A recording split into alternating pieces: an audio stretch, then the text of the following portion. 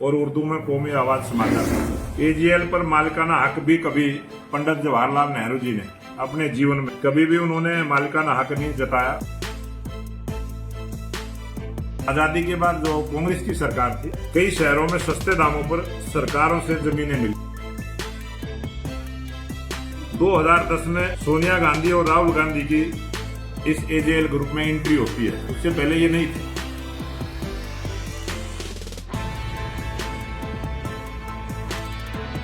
ये national Herald case जो देश के पहले प्रधानमंत्री पंडित जवाहरलाल नेहरू जी ने जो 20 नवंबर 1937 को जब अपना देश गुलाम था, आजादी से पहले 20 नवंबर 1937 को एसोसिएटेड जर्नल लिमिटेड, इसका छोटे अक्षरों में नाम है एजेएल, इसका गठन किया था। एजेएल के अंतर्गत अंग्रेजी में नेशनल हेराल्ड और हिंदी के अंदर नवजीवन के नाम से और उर्दू में कौमी आवाज समाचार पत्र, ये 3 अखबार अंग्रेजी, हिंदी और उर्दू अलग अलग नाम से ये छपते थे। अंग्रेजी में नेशनल हेराल्ड, हिंदी में नवजीवन और उर्दू में कौमी आवाज समाचार पत्र। एजीएल पर मालिकाना हक भी कभी पंडित जवाहरलाल नेहरू जी ने अपने जीवन में कभी भी उन्होंने मालिकाना हक नहीं जताया, क्योंकि इस एजेएल ग्रुप के 5000 स्वतंत्रता सेनानी इसके शेयर होल्डर थे और ये 5000 शेयर होल्डरों के माध्यम से ही एजेएल का गठन किया गया। अखबार के प्रकाशन के लिए एजेएल को कई शहरों में, क्योंकि ये 3 अखबारों का प्रकाशन इनके माध्यम से होता था। जब आजादी के बाद जो कांग्रेस की सरकार थी, कई शहरों में सस्ते दामों पर सरकारों से जमीनें मिली। 1956 में एजेएल को गैर व्यवसायिक कंपनी के तौर पर स्थापित किया गया। 1956 में आगे इसमें कुछ बदलाव हुआ और कंपनी एक्ट धारा 25 से कर मुक्त कर दिया गया। कंपनी धीरे धीरे घाटे में चली गई। साल 2008 तक एजेएल पर 90 करोड़ से ज्यादा का कर्ज चढ़ गया। जब एजेएल ने फैसला किया कि अब समाचार पत्रों का प्रकाशन नहीं किया जाएगा, अखबारों का प्रकाशन बंद करने के बाद एजेएल प्रॉपर्टी बिजनेस में उतारी।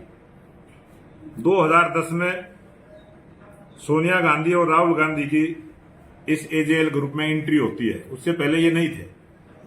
2010 में सोनिया गांधी, राहुल गांधी की एंट्री और एजेएल के 1057 जो शेयर थे, शेयर धारक थे, इसी वर्ष 5 लाख रुपए से कांग्रेस ने यंग इंडिया लिमिटेड कंपनी बनाई और इसमें तत्कालीन कांग्रेस पार्टी के महासचिव राहुल गांधी डायरेक्टर के रूप में शामिल किए गए। कंपनी में 76% हिस्सेदारी राहुल गांधी और उनकी मां सोनिया गांधी के नाम से, 38% दोनों के नाम से 76% की भागीदारी एजीएल कंपनी में हुई और 24% कांग्रेस के नेताओं मोतीलाल वोरा और ऑस्कर फर्नांडिस, जिनका दोनों का निधन हो चुका है, उनके पास ये प्रॉपर्टी रही। इसके बाद एजीएल के 10-10 रुपए के 9 crore share young India limited को दे दिए गए। जो young India limited company 5 lakh रुपए से कांग्रेस ने शुरू की थी, जो बनाई थी, वो 10-10 रुपए के 9 करोड़ शेयर यंग इंडिया को दे दिए गए और इसके बदले यंग इंडिया को कांग्रेस का लोन चुकाना था। 9 करोड़ शेयर के साथ यंग इंडिया को इस कंपनी के 99% शेयर हासिल हो गए। इस तरह कांग्रेस ने 26 फरवरी 2011 को इसकी 90 करोड़ रुपए की देनदारियों को अपने जिम्मे ले लिया। बाद में कांग्रेस पार्टी ने 90 करोड़ का लोन भी माफ कर दिया।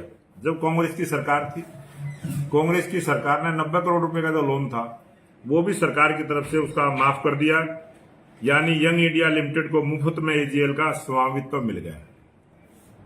कांग्रेस ने एजीएल की होल्डिंग इस लोन के एवज में यंग इंडिया लिमिटेड को ट्रांसफर कर दिया।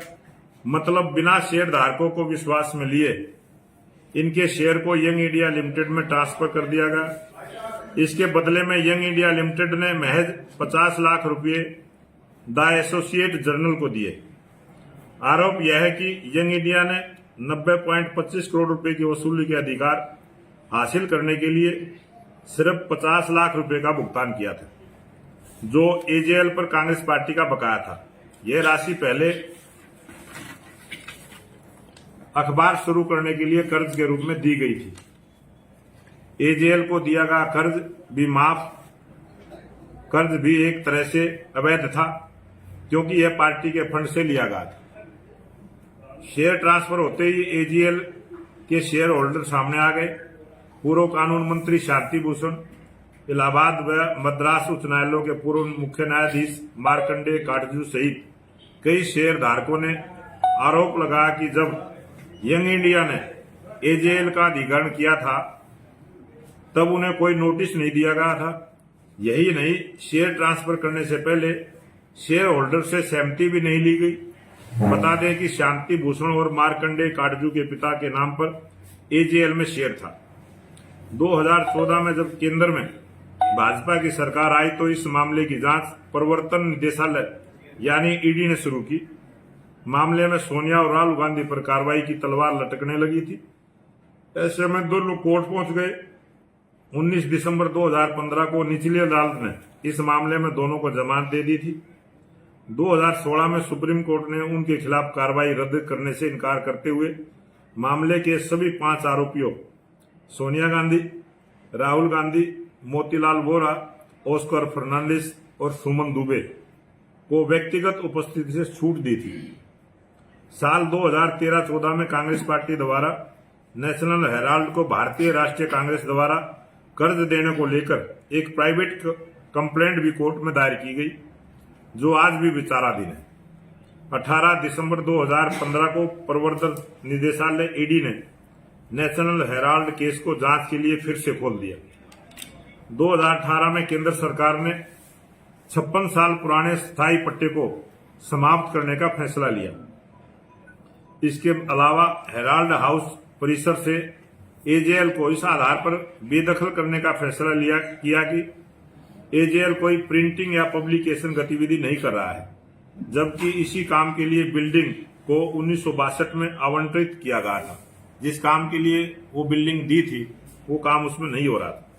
हालांकि 5 अप्रैल 2019 को सुप्रीम कोर्ट ने अगली सूचना तक सार्वजनिक परिसर अधिनियम 1971 के तहत एजेएल के खिलाफ कार्रवाई पर रोक लगाने का आदेश दे दिया था। इसके बाद ईडी ने सोनिया गांधी और राहुल गांधी को पूछताछ के लिए तलब किया। सोनिया गांधी और राहुल गांधी ने एक ऐसी कंपनी बनाई जिसका मकसद कारोबार करना नहीं था, बल्कि वो इस कंपनी के जरिए एजेएल को खरीदकर उसकी 2000 करोड़ रुपए की संपत्ति को अपने नाम पर कराना चाहते थे। वर्ष 2011 में इसलिए कांग्रेस पार्टी ने यंग इंडिया लिमिटेड बनाकर हजारों करोड़ की राष्ट्रीय संपत्ति हड़प की। ये है इसकी सच्चाई। और इसमें ईडी ने नेशनल हेराल्ड जो young India money laundering case में 15 अप्रैल 2025 को पीएमएलए के तहत चार्जशीट दाखिल किया, जिसमें आरोपियों में सोनिया गांधी, राहुल गांधी, सैम पित्रोदा, सुमन दुबे के नाम शामिल है। 11 अप्रैल 2025 को ईडी ने एक बयान में कहा कि वह नेशनल हेराल्ड अखबार और एसोसिएटेड जर्नल लिमिटेड एजेएल से जुड़ी मनी लॉन्ड्रिंग केस की जांच के दौरान पूर्व 661 करोड़ रुपए की अचल संपत्तियों को कब्जे में लेगी।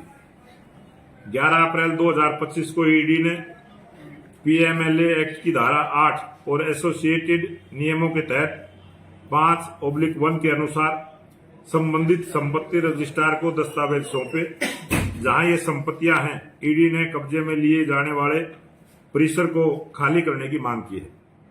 661 करोड़ की इन अचल संपत्तियों के अलावा एजेएल के 90.2 करोड़ रुपए के शेयरों को ईडी ने नवंबर 2023 में अपराध की आय को सुरक्षित करने और आरोपों को इसे नष्ट करने से रोकने के लिए कुर्क किया था।